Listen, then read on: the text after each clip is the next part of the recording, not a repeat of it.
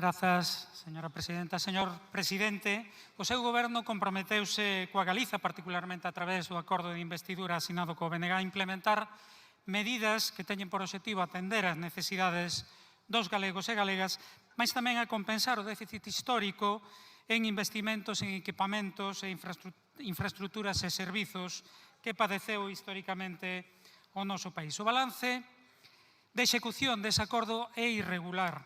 Algúnas medidas están implementadas, como a bonificación da AP9 ao P53, a creación dos xulgados de violencia de xénero en Compostela e Ourense, ou o maior investimento, o maior financiamento da nova estación depuradora do Consorcio de Santiago.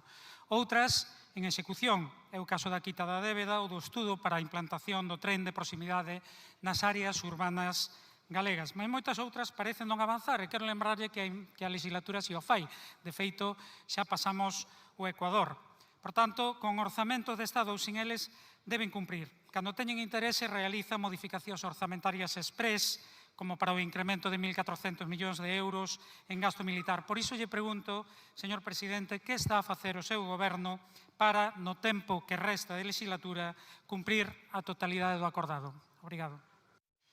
Señor presidente, alegrámonos de que se comprometa a continuar cumprindo, a cumprir o acordado, mas entenderá que para alén das palabras queremos ver feitos, queremos, por exemplo, ver en funcionamento o servizo de cercanías canto antes e avanzar na modernización da rede ferroviaria interior do noso país.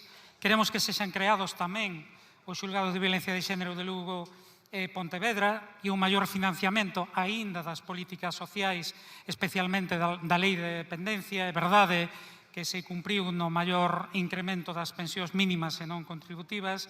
Queremos reforzar o autogoberno coa transferencia de todas as competencias pendentes, non só da lei de litoral, e a normalización do galego no ámbito da administración do Estado, desde a administración de xustiza até os medios de comunicación públicos estatais.